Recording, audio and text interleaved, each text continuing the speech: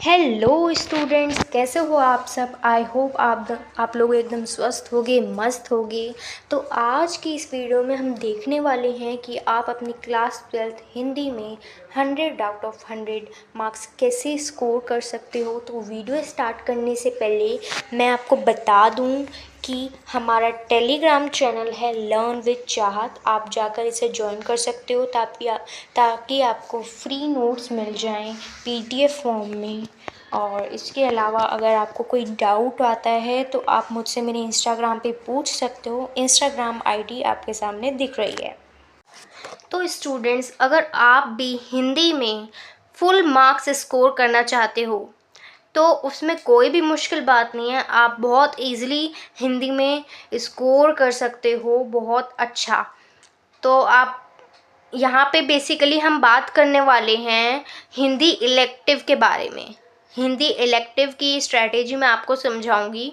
तो सबसे पहले आपको ये देखना होगा, आपको अपना माइंड मेकअप करना होगा कि आपको हिंदी में आपकी कैपेबिलिटी कितनी है, आपकी कितनी हिंदी आपकी अच्छी है, उसकी शब्दावली आपकी कितनी अच्छी है। उस हिसाब से आपको देखना होगा कि मैं हिंदी में कितना स्कोर कर सकता हूँ।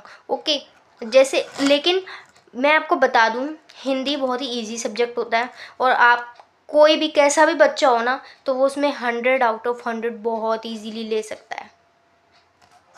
ओके, तो आपने सोच लिया कि आपको कितना स्कोर करना है। अब जब आपने सोच लिया ना तो आपको आपके टारगेट से भटकना नहीं है, क्योंकि अगर आपने इधर उधर देखा, अगर आप भटक गए तो आप एक एक करके 100 से एक एक करके नंबर पीछे होते जाओगे। फर्स्ट स्टेप हो गया। सेकंड स्टेप है सिलेबस के बारे में पता करना। ओके, सिलेबस के बारे में पता कैसे करोगे। देखो, सिलेबस मैंने आपको हिंदी इलेक्टिव का अच्छे से बता रखा है, तो ये वाला स्टेप तो आपका डन है। अगला है कि आपको करना है पेपर पैटर्न को एनालाइज। अब पेपर पैटर्न को एनालाइज आप कैसे करोगे।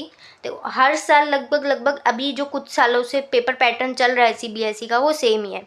तो आप उठाओ, पिछले पेपर्स उठाओ और उसमें देखो कि पेपर जो है उसमें किस तरह के क्वेश्चन पूछ रखे हैं, कितने कितने मार्क्स की क्वेश्चन पूछ रखे हैं, इंपॉर्टेंट टॉपिक्स कौन से। इंपॉर्टेंट टॉपिक्स पता चल जाएंगे आपको क्वेश्चन पढ़ के। जब आप कई सारे पेपर देखोगे और आप देखोगे कि इसमें ना वही वही क्वेश्चन बार बार रिपीट हो रहा है, तो आपको समझ आ जाएगा ये इंपॉर्टेंट टॉपिक है। तो आपको करना है ऐसे पेपर पैटर्न को एनालाइज। अब देखना है आपको सबसे पहले हिंदी में कितने सेक्शंस हैं। तो हिंदी में बेसिकली 3 सेक्शंस हैं आपके, ठीक है। खंड का है, ठीक है, खंड घा है, सॉरी खा है, और खंड गा है। 3 खंड हैं आपके, 3 सेक्शंस हैं। पहले सेक्शन में आपके पूछे जाने वाले हैं पैसेज, जिसे हम बोलेंगे गद्यांश, जिसमें आपको पैराग्राफ दे दिया जाएगा और उससे रिलेटेड आपके एमसीक्यूज पूछे जाएंगे, एक एक 2 लाइन के आंसर्स आपसे पूछे जाएंगे। तो ये कितने मार्क्स का रहने वाला आपका, 10 मार्क्स का।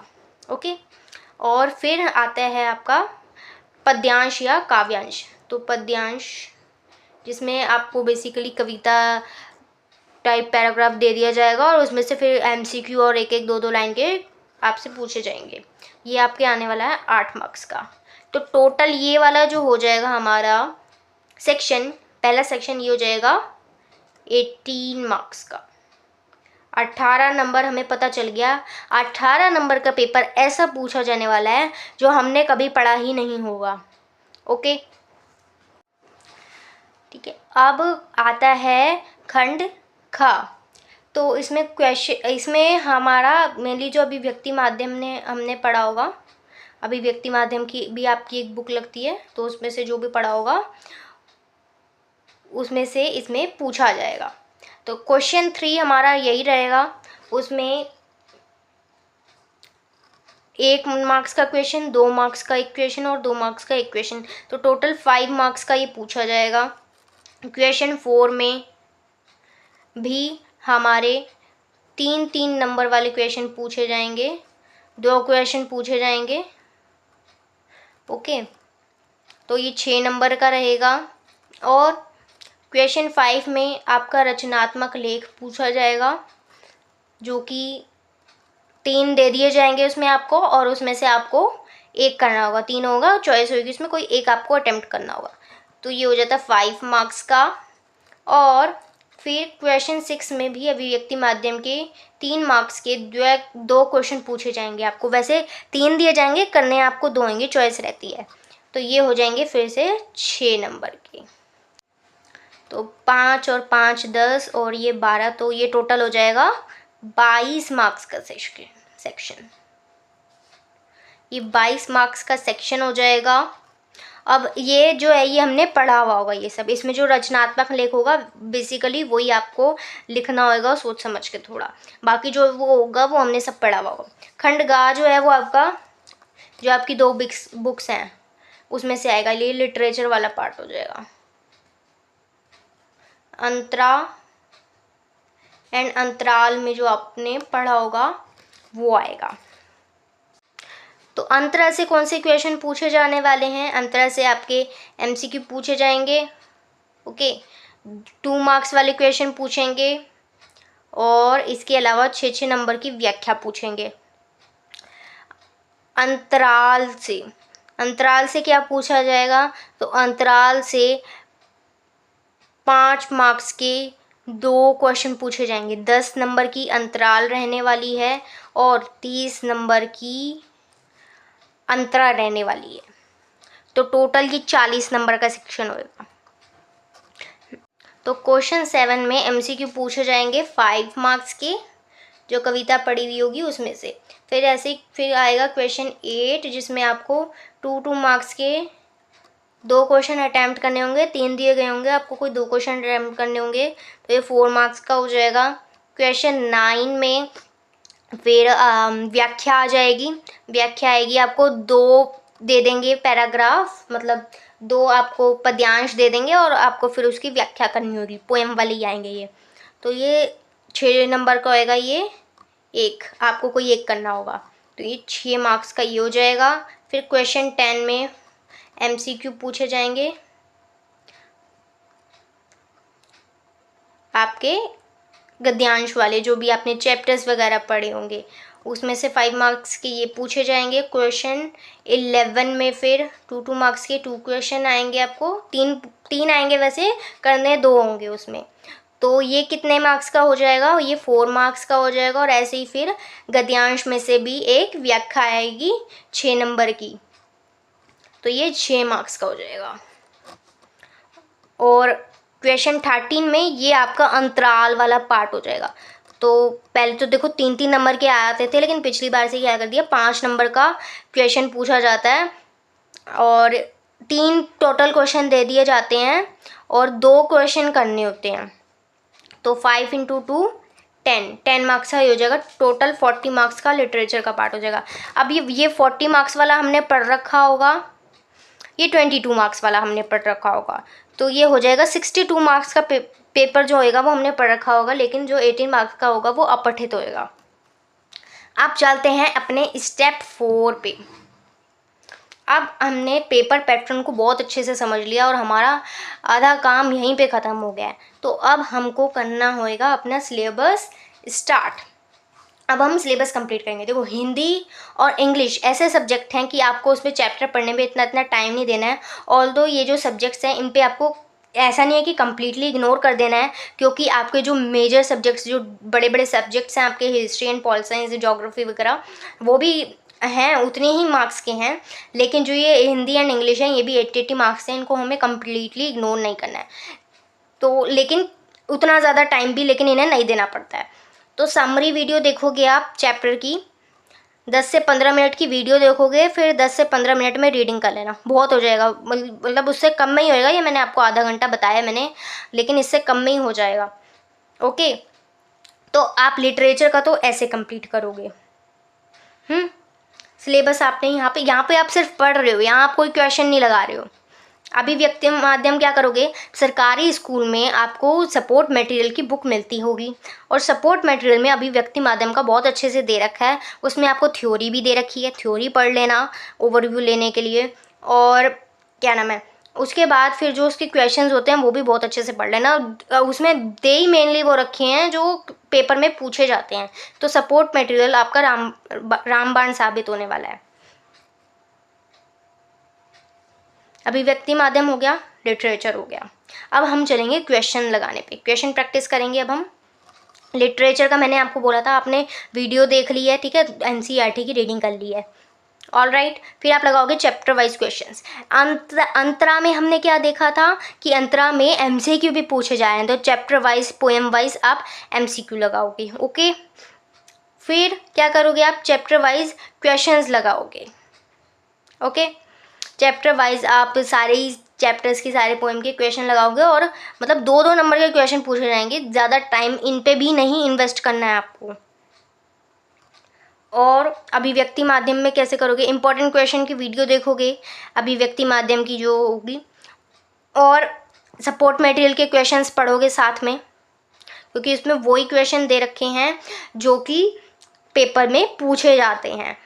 अब देखो, अगर आप प्राइवेट स्कूल के बच्चे हो तो आपको सपोर्ट मटेरियल नहीं मिलता होगा, तो कोई बात नहीं, जो भी आपके आसपास गवर्नमेंट स्कूल के बच्चे होंगे आप उनसे ले लेना।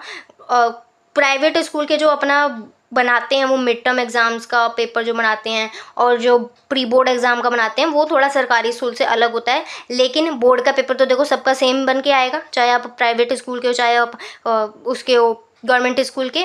तो आपके लिए भी सपोर्ट मटेरियल उतना ही इम्पोर्टेंट रहने वाला है जितना गवर्नमेंट स्कूल के बच्चों के लिए रहने वाला है, ओके। तो अभिव्यक्ति माध्यम का इंपॉर्टेंट क्वेश्चन का वीडियो देखोगे, सपोर्ट मटेरियल आप यूज़ करोगे, ओके। फिर क्या बचता है हमारे पास, 5 नंबर का रचनात्मक लेख बनेगा। आप क्या करना, पिछले पेपर से उठा लेना, उसमें से जो जो भी टॉपिक्स दे रखे होंगे उनको आप जस्ट लिख के देखना। एक पेपर लेना, उस पर आप 4-5 पॉइंटर्स अपना रफ पेज पे बना लेना और उन्हीं को लिख लेना। और जब भी लिखोगे तो ये ध्यान रखना बीच में यूज़ करना क्योट्स को, ओके। कोटेशंस आपको यूज़ करनी होंगी ताकि आपका जो रचनात्मक लेख है वो वाक्य में ही रचनात्मक लगे, क्रिएटिव लगे, और टीचर का जो है वो मन खुश होए, वो आपको पूरे पूरे नंबर दे उसमें, ठीक है। तो ऐसे डेली प्रैक्टिस करनी है। 5 मिनट के अंदर आपको ये लिखने की प्रैक्टिस करनी है कि 5 मिनट में आप पूरा एक पेज भर दोगी। जितनी आपको बोर्ड की शीट मिलती है ना, उतनी पूरी शीट भर के आ जानी है आपको, और उतने में फिर ये 5 नंबर का आपका रचनात्मक लेख जो है वो हो जाएगा। अब बात आती है जो हम अपठित सेक्शन है, जो हमने पढ़ा हुआ नहीं होगा, ये 18 मार्क्स का सेक्शन होगा, ओके।